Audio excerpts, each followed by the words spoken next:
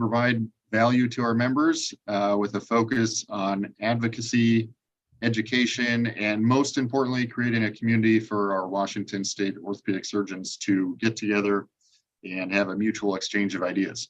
So I think we're hitting all those marks today. We've got three excellent speakers. Dr. Wang going to talk about healing of spine fusion and bone grafts. And then very excited, Dr. Wongworawat and Dr. Hanscom going to have topics on wellness, which is a focus for us this year with the Washington State Orthopaedic Association. Not a topic we spend a lot of time on in orthopedics, but very important. You may not realize that orthopedic surgeons actually have the highest rate of physician suicide within the surgical subspecialty. So especially with the challenges in healthcare today, I think we're all facing unique challenges, and good to bring some of these topics to the surface so we can all continue to provide excellent care for patients and for each other. So with that, just a couple of housekeeping things. I want to remind everyone, October 28th is our annual meeting. It will be in person at the Seattle Science Foundation in Seattle. December 6th will be our next REOP meeting. So please put those on your calendars. And if you have not yet renewed membership for the WSOA this year, I ask that you please do so we can continue to provide these programs. So Dr. Chapman, turning it over to you, and look forward to hearing some great talks this evening. And thank you, Kevin, and thank you all, our speakers, first of all, but our audience and the WSA for their organization. I want to get out of the way of these great three speakers. I'm very excited about them. And yes, I need to make a confession. I'm a fan of all of them, but they're all from California, just as it is. So we have a very cool California, and also two of the speakers have strong Loma Linda ties. The purpose, again, is to really highlight some things that are sore spots. And again, before I go to Dr. Wang and his introduction, the physician wellness has been just overlooked so badly, and we're very affected by that. We don't like to talk about it, and I want to congratulate Dr. McDonald and the committee for really wanting to emphasize that and take the negativity and the kind of avoidance of this out of this. So both Dr. Wongworawat are going to take different science, and Dr. Hanscom, both are nationally recognized speakers. They'll get introduced more in detail. Dr. Jeff Wang, I have a strong conflict of interest with. I'm a total fan of his, and he's celebrating his 31st wedding anniversary here. He is vice chair at USC. He led the leading bone lab in the world at UCLA before, and that's a very significant pedigree. So BMP and everything comes to his mind. And this is in all of our healthcare systems so much a red flag now. And in our healthcare system at Swedish, we now see the surgical receipts, it's called, in our Epic, so we can see the costs and the charges in this brutal bone graft. And we get bombarded with new names and this and that. So this is not your ordinary bone graft talk, and this is the person we want to hear from, whether these ads are true and living cells are what they proclaim to be. Jeff, thank you for joining us in your 31st wedding anniversary, and you'll be actually thrown out after your lecture and questions are over. We will not have you here. We'll not tolerate you. Thank you for joining us all. Sure. Thank you for having me. And I'm just going to get right to it. I'm going to share my screen and just shout out if you can't see me or if you can't hear me. And I'm just going to kind of jump right in. First of all, thank you for having me. It's an honor to speak to you. And this is a topic I love. And I kind of retitled it Controversies in Biologics for Spinal Fusion, but I think it does really pertain just to spinal fusion, because I think there's a lot of controversies in biologics in general. These are my disclosures, which will not affect what I'm going to talk to you about today. But when I think about controversies in spine surgery and people go to meetings, the things you hear on the podium are, do we do disc arthroplasty versus fusion? Do we treat cervical myelopathy, anterior versus posterior approaches? Do we use the robot? Is it safer than not using a robot? Do we need navigation, or which robot or navigation is the best? No, you don't see any controversies on which spinal biologic we use. And for me, one of the biggest controversies in spine surgery, and I think in orthopedic surgery in general, is biologics. This really came to a head because in around 2011 or 2012, there was a big controversy regarding the use of BMP2 and the potential complications, potential off-label usage. And when you really look around that, I saw all the controversies, and I said to myself, there's a lot of controversy versus BMP, but what about the plethora of other biologics that are out there? There appears to be no controversies regarding that. And in my mind, that's one of the biggest controversies that existed at that time. And that was over a decade ago. And I think it still exists. And I think today it's still prevalent. And here's what I'm talking about. We know what BMPs are, right? But if you look at your hospital formulary, there are hundreds of biologics that can be used, allografts, synthetics, cellular allografts. There's a ton of allografts out there being used. And you'd like to think that when we're treating our patients, whether you're an orthopedic surgeon, you're doing trauma, whether you're doing spine, you're going to base your treatment based on the best evidence, not based on sort of costs and things like that. Well, biologics is a huge market. And I'm sorry that this is not a very high resolution picture. It just kind of gives you an idea. And this is even an old picture, but biologics is $1 billion market, right? Not just in spine surgery. But you would think that surgeons would, when we treat our patients, we want to do the procedures that have the best evidence. We want to do literature searches, make sure we base our treatments on the best evidence. It shouldn't be based on case series, and it certainly shouldn't be based on no science. And the biggest controversy in my mind regarding biologics is that 99% of the biologics have no science to support their use whatsoever. Yet we as orthopedic surgeons, as spine surgeons, are implanting these biologics on a daily basis without having any evidence to support their usage. And we would never do that with procedures. We would never do any type of orthopedic procedure without having some evidence. And what's kind of interesting is that I dug up some of these slides, same slides from 20 years ago, and the problems are still the same. The bottom line is that if you really look at the literature and you do a literature search, you just find there are tens of thousands of studies out there, like in basic science things, looking at bone graft extenders, but you see how many are actually tested in humans, and it's a very small number. If you do a literature search and you sit there and say, well, let's look at clinical studies in spine for humans, and with the tens of thousands of articles that are out there showing it works in rat models and rabbit models and things like that, when it comes to humans, very, very little evidence.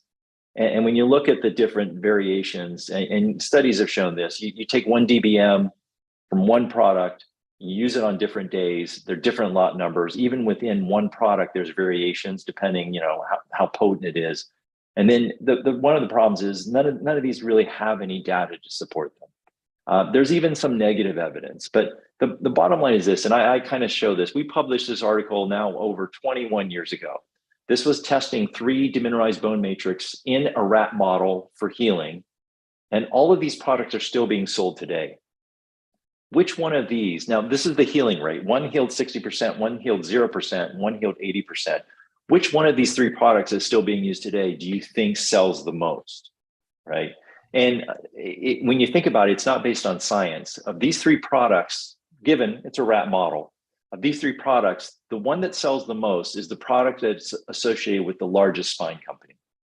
And the second most used product on this list, on this picture, is associated with the second largest company, and so on. So what we're seeing is that we're not maybe looking at the science, maybe we're kind of basing it on the sales force. A lot of people will just say, I just use the biologic of the person that's in the room. And the controversies are there because one of the problems is that people don't look at the data. I remember, I don't think platelet gels are used very much, but when I was a young surgeon, platelet gels were out there, and I couldn't understand why in animal models, platelet gels showed inhibition of bone formation.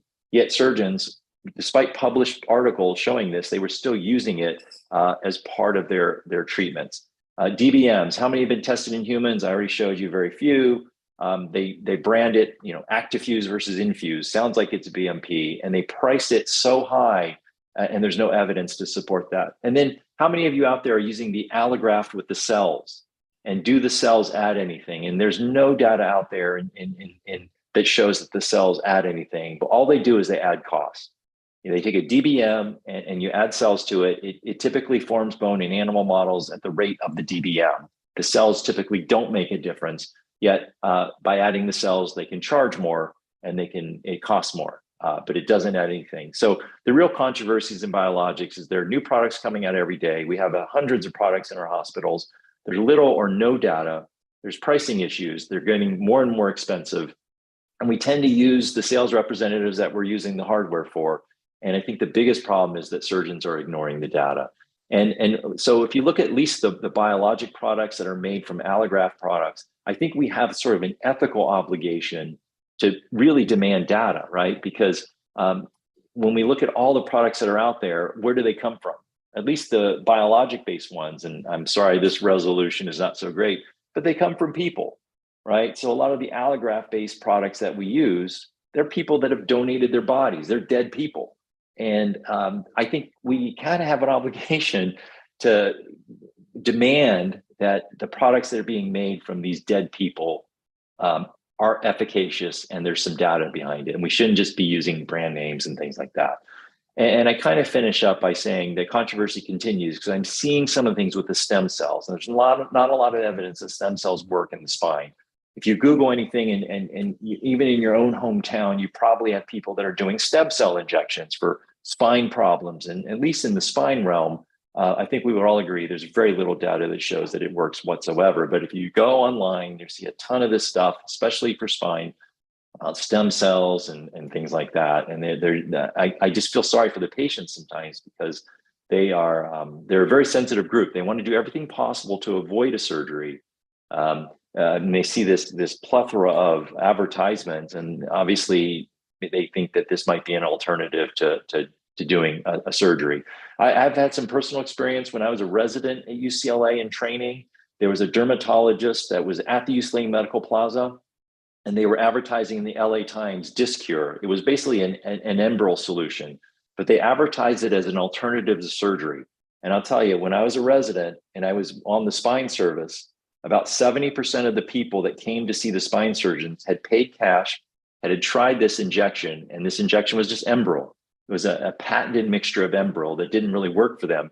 And they were charged cash. As it turned out later, when I was, it's interesting, I was president of North American Spine Society. We got like an $800,000 injection of money, and it was from a class action lawsuit against the people that had this disc cure. And as part of the class action lawsuit, they had to donate like $800,000 to research. So in the North American Spine Society, there's like $800,000 that's been sitting there for over a decade that basically can only be used for research on Enbrel. So if anyone wants to study Enbrel, there's money for you sitting there. My second personal experience was with the late Kobe Bryant. There's a stem cell injection that he had for his back. And the German surgeon that invented this was actually working in the lab at the University of Pittsburgh when I was a medical student. And they came to us at USC because he would come and visit Kobe. And he basically said, why don't we do this at USC? And we said, great, let's do it at USC. We ran it through all the lawyers. We were going to do it. And we just said that we wanted to collect the data. Because we wanted to collect the data, the company said no. They said, we don't want you to collect any of the data. Obviously, you can understand if it showed that it didn't work, then they would lose sales. And right now, they're still selling it very nicely for them. But again, not a lot of data showing that. So those are my kind of two personal experiences that maybe people aren't really looking at the data. And also the patients, very sensitive group, especially the ones that are considering spine surgery. They're the ones that are going to look for any alternative possible to try to avoid spine surgery. And they see advertisements like when I was a resident, 25, 30 years ago, and they saw that disc cure stuff that didn't work. And they see these stem cell injections, they think that might be it. So the bottom line is that if we're going to use biologics, we need to have evidence. And one of the things that I want to finish with this, when you look at the data and the evidence, this is on the cervical spine. How can you tell this is fused? Because this is the paper showing how it's fused. And when I look at it, I still see lines here. I don't think these are completely healed. Or when people say they have these new coated peaks or these titanium cages, how do you judge whether this is fused or not? I can still see a non-union here on the left. I'm not sure I can see bone growing through these metal cages. And certainly you get a CAT scan, you can't really judge a fusion. So when I say that we need data, whether biologics work, the other caveat to that is, can we really assess with these new cages and these biological cages if they even work? Now, I'll leave you with one thing. This lack of evidence, I'm part of the AO Spine Degenerative Study Group, And one of the things that we propose for this bone classification, which is just a classification on biologics. We have classifications for everything, right? For fractures, for shoulder issues and things like that. Why not base an evidence-based classification for biologics based on evidence, based on how much data they have, whether they have human studies, animal studies, or only in vitro studies, which products have been taken through these, and at least it doesn't really say it's efficacious or not, but at least it says that we need evidence. And I think this is the first step towards demanding that we get evidence, because most of the stuff we use has been put into a rat pouch and they form a little nodule bone and they say that it's osteoinductive, or they do an alk phos assay in vitro and they say, hey, it forms some alkaline phosphatase, so it is active and it's osteoinductive. So in summary, I think biologics are definitely the future. I think they're going to play an important part in spine as well as orthopedic surgery. But I think we as surgeons need to demand evidence. And that's kind of something I've been preaching for a long time. And I still think it's something that rings true today. With that, thank you so much. I appreciate you having me and listening to me. Thank you. Thank you, Jeff. This was outstanding. So this is authoritative, and I hope that all of us who are in some purchasing thing or get to select products will look at his article. This is authoritative. This is the source. So thank you, Jeff. So just a quick question. Local bone graft, does that have any sense? Does that work? Is there some miracle or is that a moot point? No. I think local bone graft is bone graft. And so certainly I use it. I keep it. The late Ed Dawson, who was an attending where I trained, he was a big believer in local bone graft and he used it all the time. And I think he actually published a study showing it worked pretty well as long as you had enough volume. Good. Is there a sense in a larger healthcare system of putting guidelines according to the work that you and your group with Zorica and colleagues have done to stratify the use of, let's say, bone morphogenic protein, which is so very expensive to at-risk patients, so have a more selective kind of application for these higher priced items? Absolutely. Sometimes I have seen some positive change with some of the studies. A couple of my partners for big deformity surgeries, they were putting a ton of the cellular allografts in there, the DBMs with the cells. And when they saw the data that showed that it didn't add anything, they cut that out and it saved a lot of money. I will say that the article I showed you was the bone classification, which is a classification based on evidence. Now, the further work we're doing is we're actually taking products that are out there now, running them through the evidence and looking at comparative studies. So I do think that hopefully we'll generate sort of a comparative efficacy list of the different products that are out there. And maybe that will stimulate the companies to get the better science to support their product, which is really what they should be doing in the first place. Yeah. No more questions of mine. Kevin, any questions or our panel?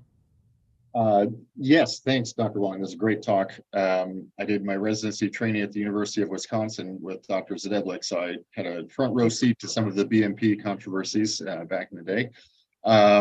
So I think you raise really important points. This is ethical considerations probably most of us have encountered in our practices. How do we get better? As you mentioned, it's the companies that really have the money to run the trials or the studies. However, they are sometimes disincentivized to do so. So as practicing orthopedic surgeons, how do we do better at evaluating the evidence and following the science? Hey, Kevin, that's a great comment. And, obviously what you can do locally in your own hospital is basically ask for the evidence, look at it very carefully. And regardless of the relationships we all may have with different companies or vendors and what we prefer, maybe you look at the biologics separately and say, I'm going to use the ones based on evidence. I think as a collective group, we need to just push back against the companies in whole and say, we want the evidence. Because when they first came out with that DBM with cells, I remember going to the AAOS meeting and going to the booth and saying, listen, do you guys have any evidence? You're selling it. And they had just started selling it for the first year. And they said they had no evidence whatsoever. They had no animal study. They had no evidence at all. And they were selling it, and they were selling it at a pretty good clip. And so unless we demand it, they're not going to provide it. As you said, it could be a disincentive for them if they show that it doesn't work. Right. Excellent. I say we move on. And Dr. Wang, thank you for joining us. Many happy wishes to you and your dear wife for your anniversary, and cordial greetings. Much appreciated. Thank you. Thank you. Thank you. Dr. McDonald, do you want to introduce our next speaker? Yes, I'd love to. So Dr. Daniel Wongworawat is a hand surgeon at Loma Linda University in California. I had the pleasure of seeing him give this talk on burnout, sleep, and wellness at the AOS National Leadership Meeting last fall. And I thought it was very helpful and informative. And a fascinating topic. I think as surgeons, we all could stand to get some more sleep, and Dr. Wongworawat helps us to understand the importance of that and how it can affect our practice and affect how we care for patients. So thank you very much for joining us, Dr. Wongworawat, and I'll turn it over to you. Great, thank you so much for the introduction. I just shared my screen. I think it's on, right? It is, yes, we can see it. Great, so greetings from Loma Linda. Here's a map of where we are. We're just in the southern part of the state, smallest town of about 25,000 people, just 60 miles east of Los Angeles, where Jeff practices. And we're part of the greater LA area. But what Loma Linda was known for recently was that in 2005, our town was featured in the National Geographic cover article and was dubbed as one of the 5 blue zones in the world. And so aside from California, there were others, including Costa Rica, Italy, Greece, and an area in Japan. And so these 5 blue zones that were featured in the National Geographic feature article, here's the cover of it. And in this article, National Geographic fellow and explorer Dan Buettner chronicled that these 5 places in the world are where people live the longest and have healthy, vibrant lives. And they have the highest concentration of people living over 100. And it's not just about longevity, it's about healthy lives, growing old without having heart problems or obesity, cancer, diabetes. And this is probably representing wellness at its best. Subsequent to that, to the 2005 article, a lot of research has gone into this area. And in 2016, in the American Journal of Lifestyle Medicine, the authors make a point that many of the individuals in these blue zones have the capacity to make it well into their early 90s, largely without any chronic diseases. And in examining these blue zones, they came up with these 9 things that they dubbed the Power 9.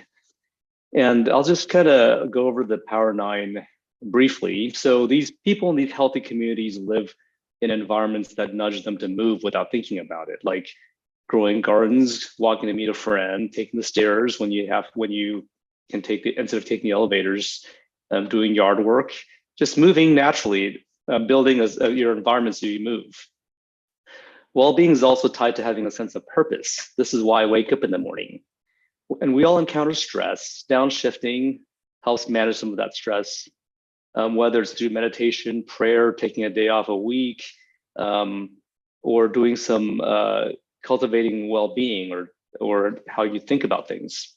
The 80% rule refers to eating smaller meals and stopping when 80% full. And this can make a big difference between losing weight and gaining it. Food revolves around plants, and meat, if eaten, is only done in small portions, perhaps a few times a month.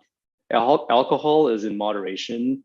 And the researchers found that 98% of centenarians interviewed in the study belongs to some kind of faith-based or social community.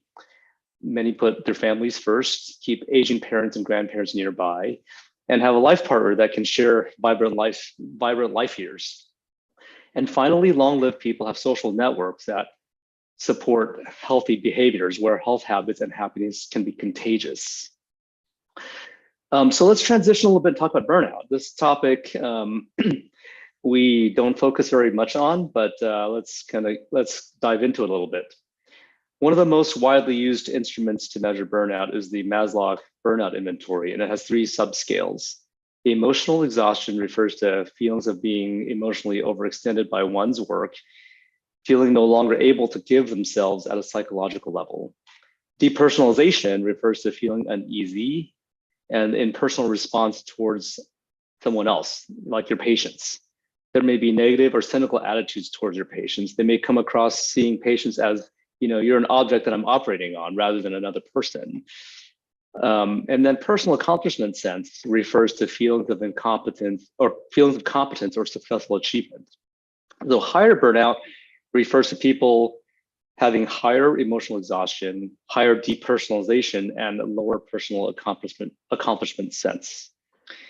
A study that took place between 2004 and 2005 through the AOA membership directory looked at 195 current and past chairs along with program directors.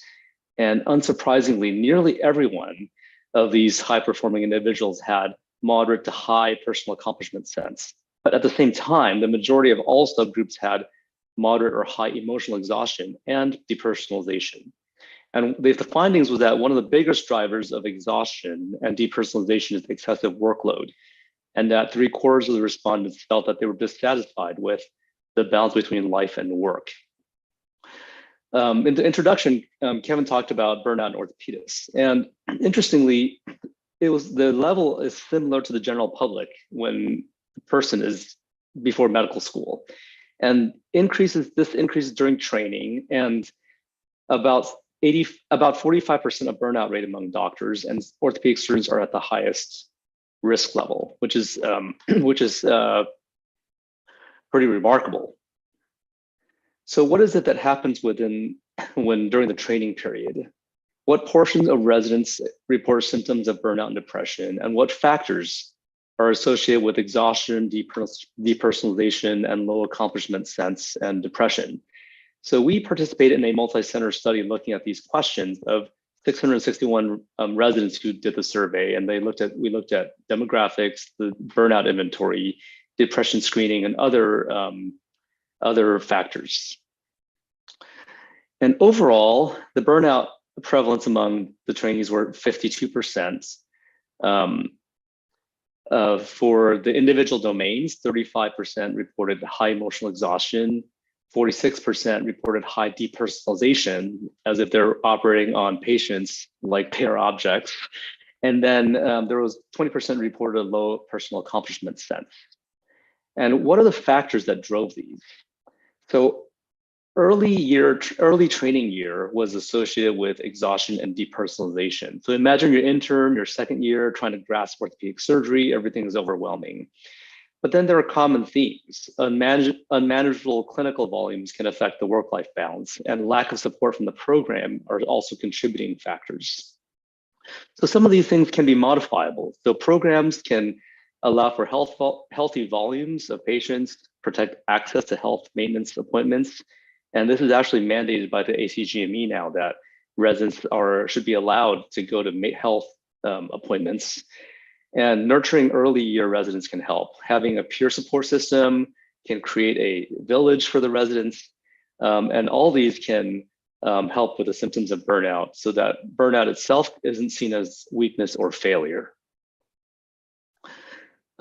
So there's something that can counteract burnout, and it's called grit. And the idea of grit has received a lot more attention. Angela Duckworth published a lot about grit, and this video, I won't play it right now, just in the interest of time, but this video talks about grit being perseverance and passion for long-term goals. And let's go to the next slide here. So how are grit and burnout related? How is grit correlated to burnout? So which factors are associated with grit, burnout, and psychological well-being?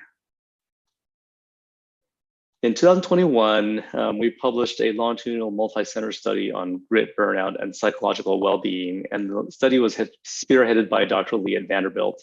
And we looked at orthopedic residents, fellows, faculty from 14 academic medical centers. And the study's aim were to ask the questions on the previous slide. How does grit relate to burnout, well-being, and what demographic characteristics are related as well? So we found that individuals with higher grit scores, there was also higher personal accomplishment sense. Emotional exhaustion was lower in people with higher grit, and depersonalization was is where you go about your day thinking about people like objects. And this was also better in people with higher grit. So whenever there was higher grit, there was lower burnout overall. And after controlling for age, race, marital status, grit was strongly associated with having overall psychological, better overall well-being scores overall. And looking at the demographics, there were no differences in grit by age, gender, marital status, or race. But controlling for these factors, grit was highest for those who had been practicing for more than 21 years. And similar to Dr. Duckworth's study, she found that grit increases with age, and we found, this was very similar. And the explanation may have to do with generational differences, where older adults may be greater because of past cultural experiences, or they've had life experiences that added to their grits. We also found that married surgeons had higher psychological well-being, which suggests that marriage may, give you better social support. And surgeons with over 21 years in practice had less burnout overall. And these findings are also in line with the Medscape National Physician Burnout and Suicide Report, noticing that there's a generational divide. The good news is that grit can be fostered. In this year-long prospective study of 1277 high school, middle school students, the authors looked at how school culture influenced development of grit. And perceived school goal structures were analyzed on 5 items. So mastery goal structured items examine the extent to which students perceive their school as emphasizing academic improvement and mastery. And on the other hand, performance goal structures looked at how students perceive the school as emphasizing academic performance, competition, and social comparisons. So students who perceived that their schools were more mastery goal-oriented ended up being grittier, and whereas students who perceived their schools were more focused on competition ended up being less gritty. So what do we do in residency? Studies suggest that we can work on our culture, by emphasizing competition and comparison. Are we hindering development of grits? The idea is maybe to focus more on mastery and improvement of skills on an individual basis. Let's turn attention and talk a little bit about sleep. So imagine your best resident, your favorite colleague, or even yourself. Someone comes in, takes pride of having personal ownership, never passes anything off, finishing everything early, never having any signs of weakness, and never ever needing sleep. This is like your best resident, right? And this is fully ingrained in us. And even though we have the duty hours that have, been added over the last couple of years, we still think of the resident who never has to sleep as being like one of the strongest residents. And we value stamina, and we feel like the lack of sleep makes you superhuman, but this is really not the case. So this section, we're going to focus on 3 things: how sleep affects learning, motor performance, and overall health. Sleeping before learning refreshes our ability to make new memories, and it can help us retain facts like fracture classification, anatomical structures. And when we sleep, it helps shift newly acquired factual memories to more long-term storage. The capacity to cram information seems to be related to the number of sleep spindles, and impoverished sleep spindles can be related to disrupted sleep. And it can lower the learning capacity the next day. So a patient who didn't get enough sleep might not be able to learn, the nitty-gritty of orthopedics the following day. In the interest of time, I'm going to kind of move forward a little bit. After learning sleep is important for memory consolidation. One of the earliest studies looked at participants and their ability to remember a list of facts, and they tracked how quickly volunteers forgot memories during an 8-hour time interval, either spent awake or after a night of sleep. The time spent sleeping was found to help cement newly learned information, and it helped keep information from fading away.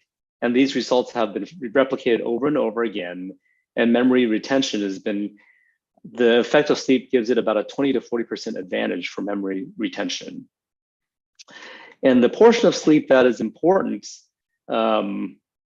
one study allowed one group of participants to sleep only in the first half and the other group to sleep only in the second half of the night.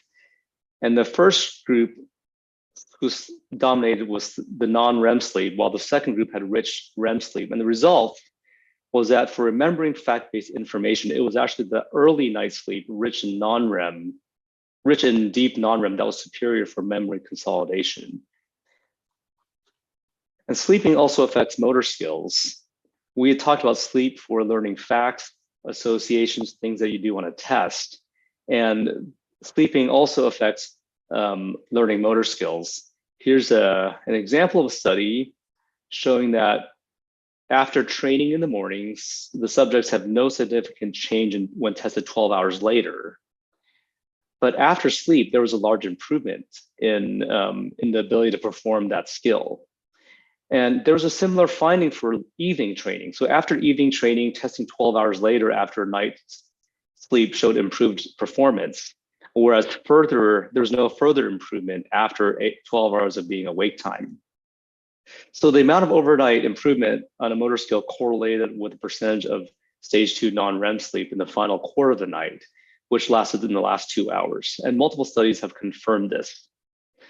So sleep, we know, refreshes the ability to learn, consolidates memories, and enhances learned motor skills required for high-level performance. And if insufficient sleep has been linked to multiple things, including heart attacks, obesity, diabetes, immune suppression, and a whole host of other things. My favorite quote about sleep comes from this book by Matthew Walker, and he says, "When it comes to sleep, there's no such thing as burning the candle at both ends, or even at one end, and getting away with it." So this ties into wellness. Wellness, we talked about various things, learning from the blue zones, managing work-life balance, getting sleep, seeking support. We talked about grit and other things. I'd like to just close and recap with the Power 9 that was featured in the American Journal of Lifestyle Medicine. Be active, live with a purpose, get enough rest, eat not too much, mainly plants, drink in moderation, and have good social supports. And my final slide is just a snippet from the same article to bring together some points. And this features, again, Loma Linda, my hometown. And he talks about eating more a plant-forward diet, downshift for stress management, staying active physically and mentally, and maintaining a healthy work-life balance, plus getting enough sleep. Belong to a community of like-minded individuals and surround yourself with support systems. And all these little things contribute to personal well-being as well as a vibrant longevity. Thank you so much. That was outstanding, Danny. Thank you so much for sharing your observations, and obviously particular kudos to your research that you performed in speaking as an orthopedic surgeon. So one question I have is, I'm a spine surgeon, and again, can you briefly elaborate on the correlation of pain and sleep deprivation? Because that, again, to me, is one of my first questions I ask my patients, because our next speaker, Dr. David Hanscom, taught me well. And I've always been struck by the correlation of poor sleep and pain. Yeah, there's a lot of research in that aspect, as well as into pain, into irritability, into just being emotionally charged, not being able to regulate not just your emotions, but your ability to calm certain things in your mind. And the lack of sleep affects the ability to do all that. Great. Kevin, any other thoughts? What is the ideal amount of sleep? How much should we all be sleeping? That's the most common answer is that it is genetically or biologically determined and it's individualistic. But in general, when people say I can get away with just 3 hours, that is probably not true. And there is probably a biological minimum of, say, between 6 and 8 hours, depending on the person. But it is individualized, and you might have to, figure out for yourself what it is. But it is definitely going to be not towards the 2 or 3 hour end. All right. Well, thank you very much, Danny. We really appreciate you being here tonight. Again, thank you for having me. Yes, absolutely. I believe we're Really ready. visionary work. Perfect tie-in, and a fellow Loma Linda grad, Dr. David Hanscom, is a nationally known speaker. He's a fellow spine surgeon, now retired. And he was my partner here at Swedish and a long-term friend of mine in the Seattle spine surgery community. He now resides in Oakland, and he's a national speaker on pain and wellness. And he's published a very successful book, Back in Control, and he's been a speaker on the Dr. Oz show. And he goes a little bit beyond what you talked about, Danny, in terms of wellness and how to start in one's own mind. So, Dave, thank you for joining us tonight. Yeah, thank you. I'm excited to be here.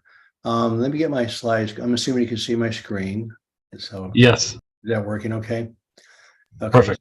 I'm going to talk about something I've wanted to talk about for almost 30 years. And so for some reason, I've heard multiple burnout talks. And by the way, Danny, your stuff on sleep is absolutely critical. So sleep is number one when I work with all my patients. And lack of sleep actually causes back pain. It's not the other way around. It's amazing. But anyway, as far as I'm talking about solving ruts, which are repetitive, unpleasant thoughts, and the one elephant in the room with burnout is anxiety. And physicians don't want to admit it. We think we're tough. We are tough. My nickname in medical school was the Brick, and I actually lived up to it. And my attitude was bring it on, bring it on, bring it on. The problem is we have a big problem in medicine, particularly called rumination and obsessive thought patterns. And they're really common. They're really devastating. And I did a bunch of research here recently on these. I'm writing a book right now on repetitive obsessive thoughts. I call them ruts. There's research term called unpleasant repetitive thoughts. There's all sorts of obsessive thoughts, et cetera. But bottom line is repetitive ruminating thoughts that are unpleasant. And they really interfere with your quality of life. And I developed a full-blown OCD, which is the extreme form of it. Most people don't have that, but they're a major driver of stress and what I call threat physiology. Not often discussed. Physicians were sort of above that, including myself. They're considered untreatable in the mental health world. That is not true. They are treatable. And the big gap that's being missed in medicine is the physiology of what happens in the brain when you're under these repetitive thoughts. Let's see. The slide going. So we know that stress kills, and this please don't try to read this, of course, but do look up on stress.org. This is the Holmes-Rahe stress score, published at University of Washington in 1962. It's been validated over and over and over again that stress kills. If you develop more than 300 points on the stress scale, death of a spouse, divorce, even new things like change of residencies, fellowships, new marriage, new child, all those things are stresses. If your value hits 300, you have an 80% chance of a major disease within 2 years. One of my friends and colleagues in Seattle had a score of 420. Guess what? Lymphoma of the spine. So it's the real deal. And the question is, the never was asked me, well, why does stress kill? So what I found out is I developed a severe anxiety disorder. I went from being a fearless spine surgeon into crippling anxiety in one day. I'll talk about that in a second. And I thought anxiety was psychological. And it turns out it's the result of stresses.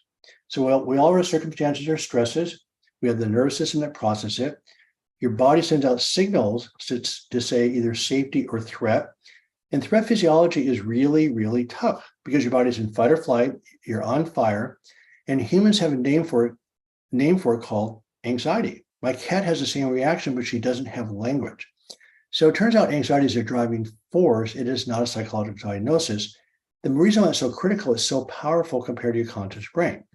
So basically, anxiety is the body's neurophysiological response to threats. It's automatic, hardwired. You have no control over it. You just do not have control. It evolved to be incredibly intentionally unpleasant because the species of creatures that didn't pay attention to these signals didn't survive. So you have no rational control. This unconscious response is 1 million times stronger than your conscious brain. So talk therapy certainly doesn't work. So the physiology is stress hormones, inflammatory cytokines, increased metabolism, catabolic state. You develop warrior monocytes, which actually attack your own system. And then your neurotransmitters in your brain go from acetylcholine to GABA and become excitatory. Then I also just found out recently that half your brain is the immune system. Half your brain is glial cells, which contain inflammatory cytokine receptors. So this is one small example amongst many. is that they looked at the impact of psychological stress, I'm going to say physiological stress, on wound healing. And they found out that basically there was significantly delay in wound healing under chronic stress. And it's chronic stress. In other words, it's like driving your car down the freeway in second gear, it's going to break down. So there's direct effects actually affecting the wound. The immune system is fired up, compromises your capacity to heal, you're catabolic, but also the behavior is trying to escape this unpleasant feeling we call anxiety is really a problem. So this is fascinating. And I've been through so many burnouts with myself and my colleagues that you have things like marital issues come up in a big way.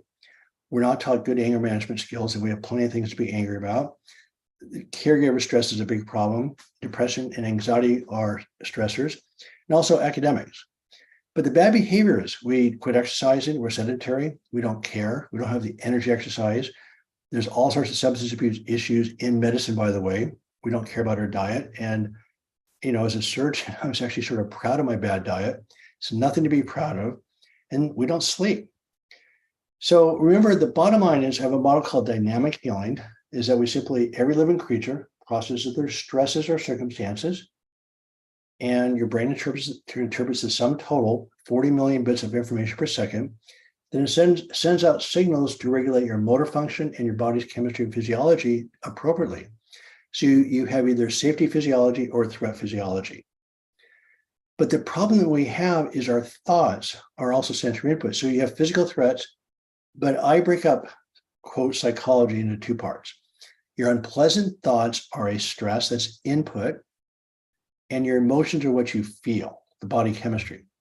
So it's the problem with thoughts is that we have an automatic nociceptive survival response to physical pain. We have no protection against our thoughts.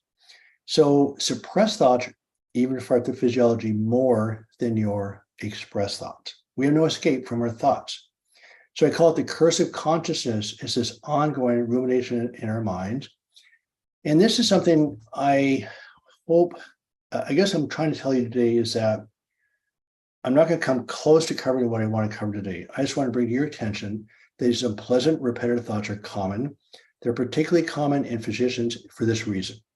So this is a famous article written by Dr. Daniel Wegner out of Boston. Unfortunately, he died recently of ALS. And basically in Greek tragedy, there's good people whose nature contains a seed of their own undoing. And the seed is a need for mental control. The problem is that the most well-intentioned people, and you heard about Greek tragedy, who are heroes, but they're so well-intentioned. So the first problem is that more well-intentioned people suppress more thoughts. So the thoughts aren't the problem, it's the meaning you give to the thoughts. So if the thought appears unacceptable to you, you suppress it, you give meaning to it, you also give it neurological attention to strengthen the link. So we all know when you try not to think about something, you think about it more. So it turns out these demons, these crazy thoughts that you have, as you keep swatting them away, from a neuroplasticity standpoint, you've now reinforced them. It's like spinning a basketball on your finger. You keep spinning. And if you suppress it, you're spinning it even faster. But what's even worse, if you try to think about something positive, you actually think about it less. And what makes it even worse, that all this gets worse under stress. So physicians are well-intentioned. We have lots of stress. We don't know how to regulate physiology. We're not taught those skills. We work way too hard. We suppress. And again, my thing was bring it on. You cannot give me enough stress. And I was actually very proud of that until I wasn't. So it turns out that your quote demons are who you are not. Otherwise, you wouldn't be suppressing them, right? So all these demons are trying to fight with rational means, and they're just thoughts without any control. This is stuff I just ran across this week. I'm writing a book on basically ruts, repetitive unpleasant thoughts. I'm now convinced that this probably is the number one driver of mental health issues, physical disease, chronic disease, mental disease. But this is a review that looked at a huge amount of literature. Every review on ruminations led to suicide. Every one. So here's one little paragraph.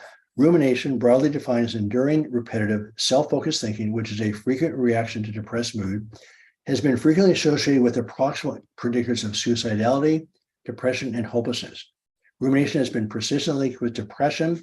For example, rumination has been implicated in the onset of depression and has been shown to be predictive of the maintenance of depression even after 12 months. There's actually more in this paper later that rumination is actually directly linked to suicide. Skip the depression part of it. And turns out anxiety, depression, OCD, bipolar, and schizophrenia are all actually catabolic, metabolic mood disorders. So what we consider psychology is actually physiological states. So I have a couple of minutes here. So my story started and why all this came about, my books, everything that I do, I was driving across the 520 bridge in 1990, 4 years into practice. I was 37 years old. I was coming down this exact on-ramp and I had a panic attack. I had been charged of a Puget Sound spine interest group meeting. It was 10 o'clock at night. I didn't know what anxiety was, by the way. I actually had to look up in a textbook, what's this anxiety thing? So I was so good at suppressing everything that I actually did not know what it was. I had a panic attack. I thought I was going to die. There's the beginning of multiple panic attacks, crippling anxiety, eventually morphed to obsessive compulsive disorder in 1997, which is manifested by visual, frequent intrusive thoughts. And by 2002, I was getting ready to commit suicide. I actually started to drive into the garage and leave the car on. And I have 20 medical colleagues there from suicide. Jens was with us one of my really good friends, Jay Williams, walked out of my operating room, went over to Bellevue and shot himself. My fellow committed suicide after the fellowship. Two of the Minneapolis Spine Fellows committed suicide after the fellowship about 2 years after I was there. And the bottom line is all of us had these repetitive thoughts. Now, not everybody reaches the process of OCD, grant you, but these thoughts bother a lot of people. And again, doctors have a lot of stress. We have a high stress load, which makes these things worse. We're very well intentioned, and we tend to suppress. It's a classic setup. So this is considered an untreatable diagnosis. I'm fine. I do not have OCD. I don't have the disruptive thoughts I had before I got sick. I've helped a lot of people out of OCD, mostly physicians, by the way, and nobody wants to talk about it. So I would ask you strongly, if you feel like this resonates with you and you're in a little bit of trouble, please contact me. It's actually why I quit my practice. Is one of the reasons was this whole process of physician burnout. And we talk about all the stresses and everything like that. And I like Danny's talk because sleep is something concrete you can do to cope with the stress. The system's not going to change. In 40 years, I've seen it only get worse. It's going to keep getting worse. We're not going to change it. That's not going to be the burnout issue. So the things that Danny talked about are critical as far as health and wellness. You have to take care of yourself. I have a friend of mine, Dave Saby, who's mentoring me and a group of us very powerfully. The number one thing he says over and over again is take care of yourself, then your family, then your friends, then your colleague, then your patients. You got to take care of yourself, but this is a solvable problem. So I just run through a couple of resources. And again, I'm just barely touching the surface here. The reason why it's considered unsolvable in the mental health world is they're not addressing the physiology. So the four aspects of it is like a popcorn machine where the kernels of corn of the thoughts, they hit the cooker, explode, you have the obsessive thoughts in the bottom of the machine. So there's ways of diverting the thoughts with expressive writing, mindfulness, CBT. There's a lot of ways of lowering the heat or the anger threat physiology with breath work, stimulating the vagus nerve, all sorts of things you can do to lower the stress physiology. We think you probably have to lower the stress physiology first before you can start working on the thoughts, because this physiology just fires off the thoughts like crazy. Then you can redirect your nervous system. If you're using pleasure to outrun your thoughts, it actually inflames you. The data out of UCLA shows that a hedonistic lifestyle actually fires up the nervous system and fires up the immune response. And eventually, and this is a different topic about dissolution of the ego, but this drive for self-esteem and identity drives the need for thoughts, which drives things even harder. So as far as resources, this is my Psychology Today. I have over 1.3 million views on this. And one of my links was quit fighting the darkness, just turn on the light. So we fight all these crazy thoughts. You don't have to do that. You can separate from them. There's also ways of solving some pleasant thoughts. So again, on my resource, this is my backendcontrol.com website. At the very top page, it says ruts. And so I've outlined a bunch of blogs. It's a very, very rough draft of the book I'm writing on ruts. I hope to get it really drafted in about 6 weeks. I'm working hard on that right now. It's a huge problem. Again, medical professionals are particularly prone. If you go on my website, you also see an area of dynamic healing that gets to all my resources. So I have an app. that takes you through the process relatively quickly. My wife put it together with cup songs, juggling scarves, dancing kitties, all sorts of stuff. But it also shows you the physiology and the driving force behind mental pain. The Doc Journey is a guided course that, again, 15 minutes a day, slowly going through it. And you're not trying to solve anything. What you're trying to do is learn skills to process adversity more quickly and to nurture joy more consistently. That was a Dave Saby challenge, nurture joy. But you can't nurture joy to counteract the adversity. So it's two separate skill sets. So the metaphor I like to use is of a Major League Baseball player where you're the hitter and life is the pitcher, and your only goal is to get on base safely. So what you're doing, you're learning skills to process things so you spend a higher time in safety physiology. This is my book I wrote in 2016. On that site is the area where the ruts are. So in summary, anxiety is a physiological response to threat. Sustained threat physiology or anxiety is the essence of chronic disease, mental and physical. And mental threats, what I call the curse of consciousness, are the greatest issue. So I learned this also from Dave Saby, is that we end up problem solving all the time, but our brain is on the problem. So from a neuroplasticity standpoint, that's where your brain develops. So again, you have to learn how to process anxiety and anger. They are gifts, by the way. That's how we evolved and stay alive. And then you have to nurture joy as a separate issue. And between those two, things go well. So this is the essence of healing right here. This is a learned skill to get in this state and stay there as much as you can. Thank you. Thank you, Dave. Thank you, Dr. Wongworawat. This was truly outstanding.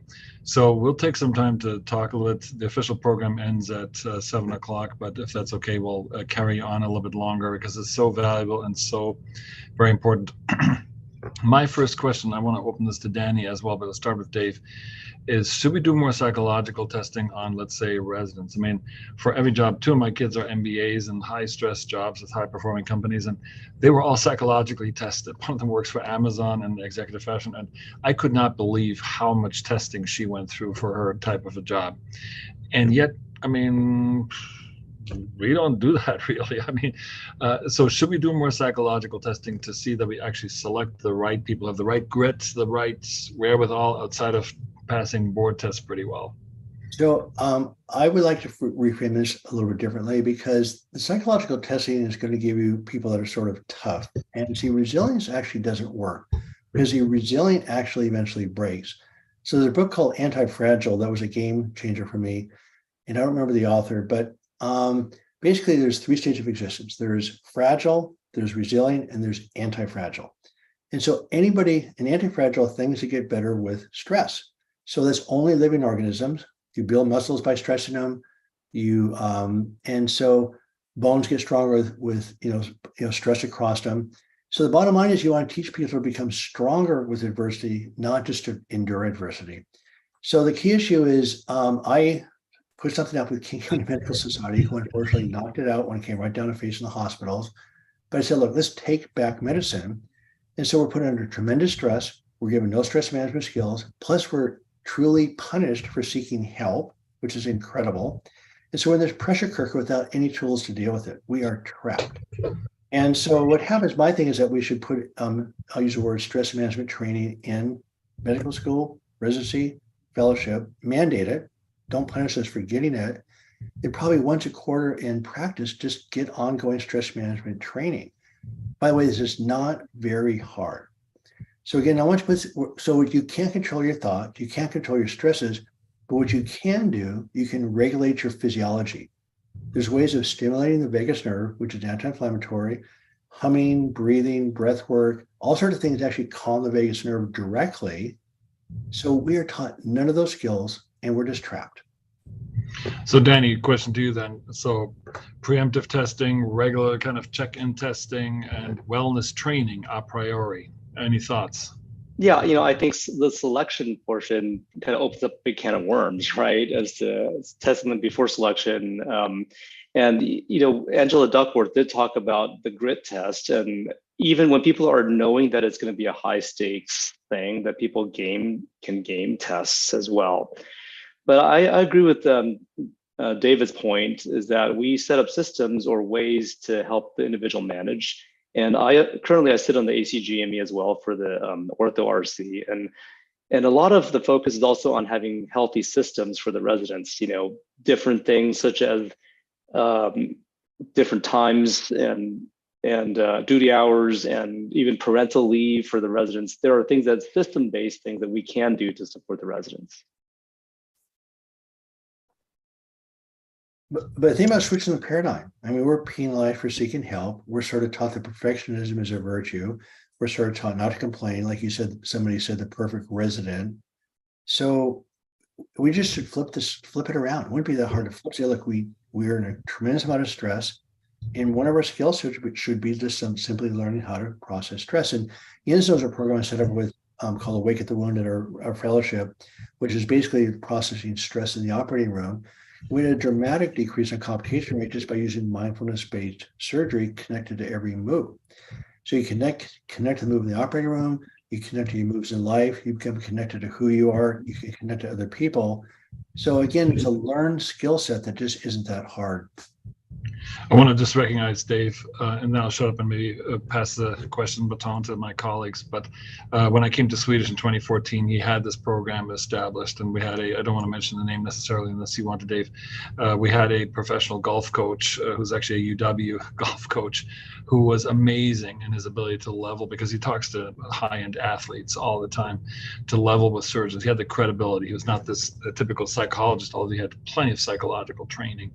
But he could level with our kind extremely convincingly. And we actually, to add to that, we didn't just reduce complications. We avoided some humanitarian disasters that we would have never caught otherwise. But that extra kind of a level of almost extracurricular communication avenue unmasked some brewing human disasters that were unthinkable. So I want to credit you for having done that, and we are still carrying it on. Yeah, thank you. So his name is David Alamy. He was the coach, actually coached the University of Washington women's golf team to the national championship. Again, using mindfulness-based techniques. He actually came into the operating room, watched the residents, talked to them, and really became extremely skilled at understanding the stresses that physicians are under. And the emphasis on having environments that foster well-being is, I think, very important. Right. The problem with system changes, and I know Jens will relate to this as well, or more than I will, is that unfortunately systems pay lip service to physician wellness and well-being, but they don't care at the end of the day. Sorry to say that so bluntly, but they're busy, they're into production, and they just don't really care about our well-being. Even in the days when they put an 8-hour work week on us, I go, well, wait a second. I mean, 80 hours is still double the national average. And so we're just expected to be tough. We actually fill those shoes. But I have so many people that not only, so the burnout I'm talking about, my thing when I heard about burnout, I go, come on, this is crazy. I'm tougher than that. I never in 1,000 years thought I would be the person to burn out. And it was that tough resilience that actually got me in, because I was so successful suppressing, and the top blew off. It was like a pressure top coming off a pressure cooker. So it's beyond your control. So again, if any of you in a situation where you sort of feeling that, thinking that, please contact me. I feel lucky to be here and privileged to help people out, but please talk to me. Don't hesitate, because this is a huge, huge problem. Hey, Danny, I have one more question. I just can't shut up. This is my last question, I swear. So I just came back from the Global Spine Congress in Prague, Czech Republic, and I couldn't believe it, but we have work hour restrictions. We continue to whine about them. And our European colleagues are now restricted. This is not a joke, to 40 hours in the European community, 40 hours for surgeons. So we obviously all know the 10,000 hour paradigm of excellence, and clearly the surgical case numbers have reduced dramatically. So how do we pair the expectations of society of having no complications, our administrative challenges, and having true proficiency as surgeons with these kind of almost unlivable and meaningless work hour restrictions? Yeah, we might have to move to a different type of training. Right now, the discussion that's going on right now at the Ortho Arts Review Committee is looking at the case minimums and revamping them. The numbers are what the numbers should be, what types of cases should be considered essential, what type of procedures are considered, such as general ed type of cases. And so this is going to change, and I think the residents might have to end up being more selective in, I need to go see this case, I need to get more reps in this type of, a lot more intentional in what they're exposed to.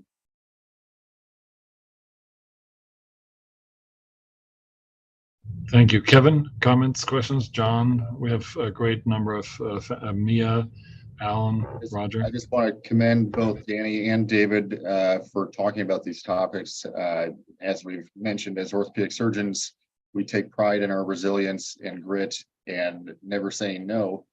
And I think we provide excellent care. We're very busy, and that's all commendable. But I think having these conversations is so important, because it's okay to be successful and busy, and you can do those things, but it's also okay to take care of yourself, which is something that I don't know that we've all been very good at.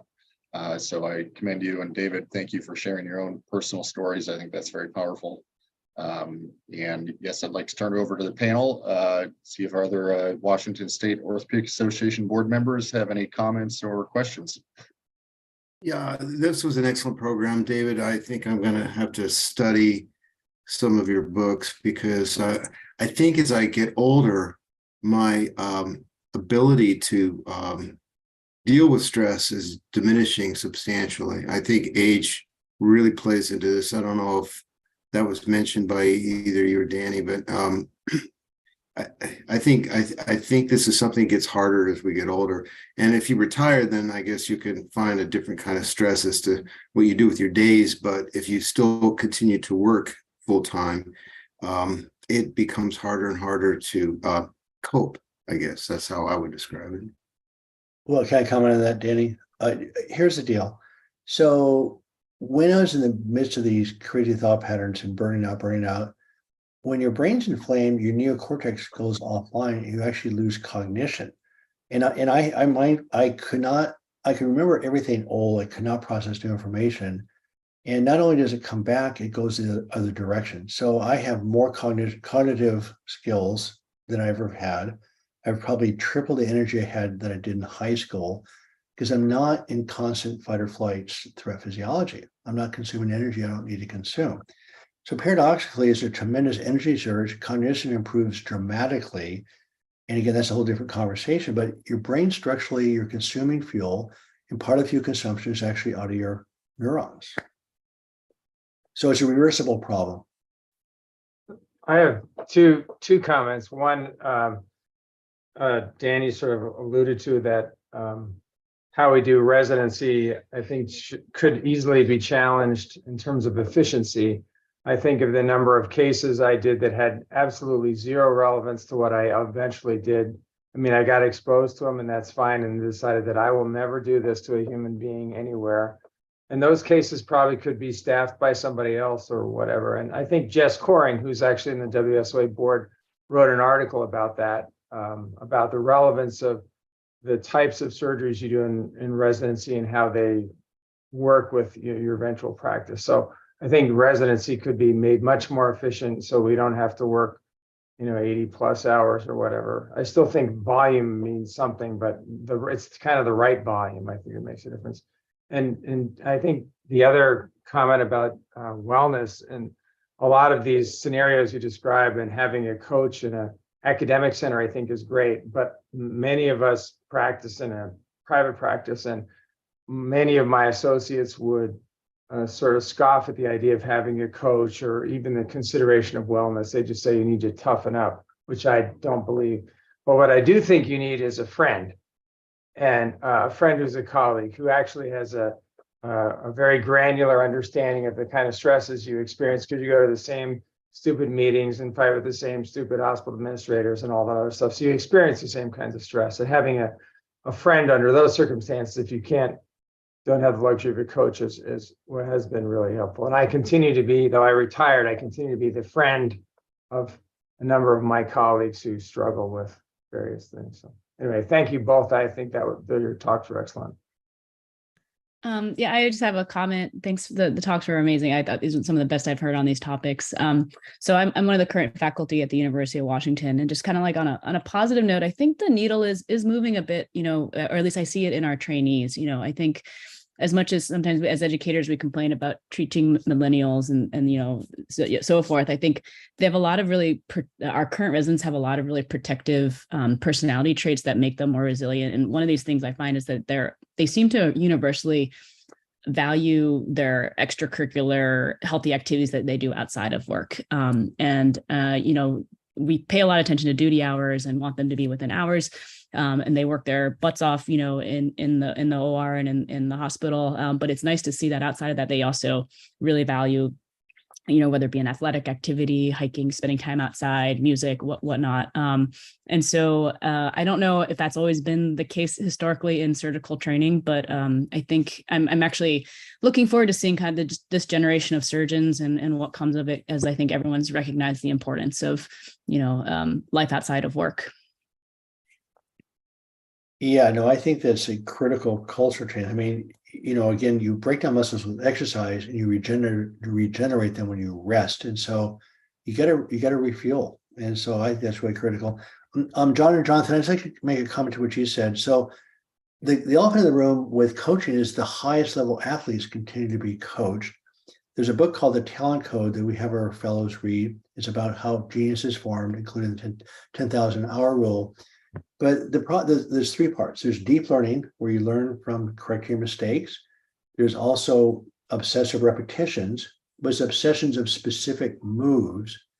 And so it's precision that improves skill, not just in terms of that random repetitions, like you pointed out, that aren't done in a precise way, actually decrease learning.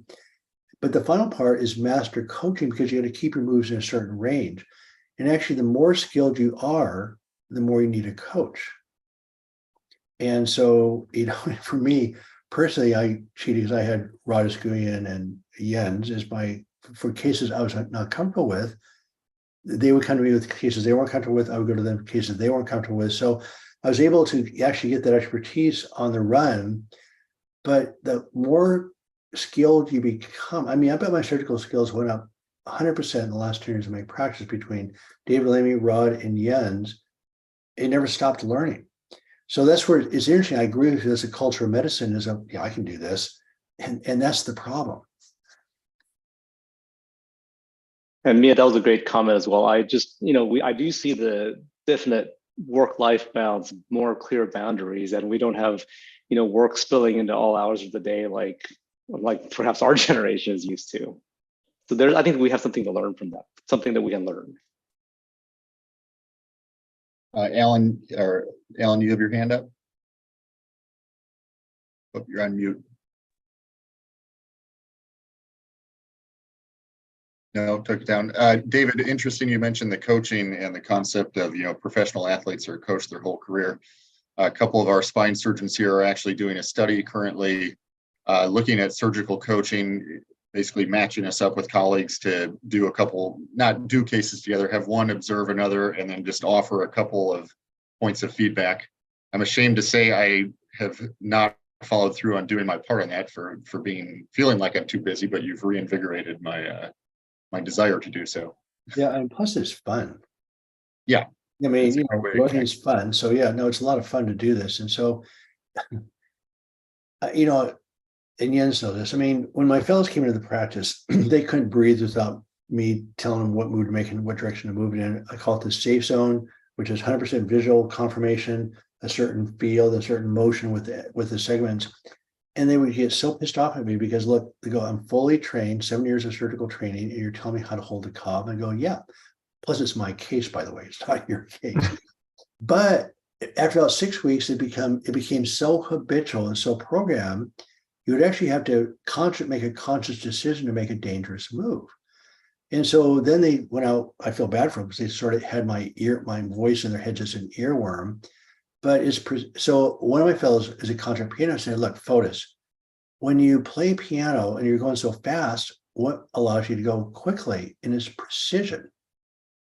is precision, precision, precision. And we're not really taught that in our training. I wasn't. And so I started this process in 2006, somewhat by accident. And God, my complication rate probably dropped 80%. And I was a good surgeon before I started it. So the coaching never stopped. I took it all the way to the end. And then it was a fantastic thing for me to meet Rod Guyan, who spent endless hours in Australia doing surgery. And then, of course, Jens' experience was phenomenal. So between David Lamy and these two guys, my coaching never, ever stopped. I'll just jump in briefly. Thank you so much. These are things that we need to be reminded of. You know, your input, this personal health, taking personal time. One observation I'll make, you know, Alan makes a note, you know, what changes as we all get older, and whether it's physical or mental fatigue, those factors are an issue. One other thing is the business of medicine is changing. We talk about how the residents, that whole thing, that package is being served up to be more humane or manageable or not as damaging. That's great. But then I can't remember an iota of my training that prepared me for practice, honestly, as far as doing the work, not like where to cut or where to put the screw, but actually functioning, seeing patients, dealing with the psychological portion of patients. And now more and more, all you're reading about is burnout and moral injury, as far as how doctors have to navigate the environment they're in, not how to decompress a spinal cord, which is hard enough, but to how to get the damn patient approved and get your OR time and get paid correctly and document correctly and be harassed by the Epic people and be harassed by the hospital administrators or being in private practice and covering your overhead. None of this has anything to do with science. So what's happening is this is evolving and it's becoming more toxic. And what's happening is doctors are checking out and becoming drones, and they're punching the clock. And honestly, I'm not sure whether that's a more healthy environment. You know, being a free-range stallion and racing the plane, or being in a farm and getting 3 meals. So that's something that I'm watching, and it's the future of medicine in America, and it's an experiment that's happening. So that you know, when I have stress, certainly I stress about what to do with this complex risk problem. That's the stress that I'm prepared for. The ones that I didn't sign up for so much were the ones on how to manage my practice, and that's the thing that's evolving. I think it's getting worse. So I don't want to sound preachy here, because I was in the same world you are, but there's a choice. So when you get frustrated about things that you have no control over, you're just burning up energy that you need to actually enjoy your life. So the more legitimate frustration, the harder to let it go. But that's actually the skill set. Okay, these are the frustration, I'm triggered. And you have to decide how long you want to stay triggered and upset, but you're draining energy. So the energy you're draining doesn't change anything. It drains you. And then when you go home, you have less energy to enjoy your life. And so one of the decisions we made at Seattle Science Foundation, Seattle Swiss Neuroscience Institute, is that we decided to have a good time no matter what. And no matter what happened, we decided to have a good time, enjoy our staff, enjoy our patients, look at the administrators as challenges instead of obstacles. And we did. We'd come out of our clinic every time energized, having a great time. A lot of times we'd have to tone it down. But remember, the most stressful stress is the stress that you can't control. And so you have to decide how you relate to it. And that's the key issue. And again, that's a learned skill. But again, when you get stressed about something you have no control over, your physiology is fired up, you go catabolic, you're draining energy, and you have a legitimate reason to be upset. And that makes it harder to let go. But also it's doable and needs to be done. Makes a huge difference. So again, I went through the worst burnout you can imagine, almost did not make it through. The last 10 years kept each year exponentially get better and better and better. And you know, of course, the system's gotten worse and worse and worse. It's unbelievable how bad it's getting. Wise words, thank you.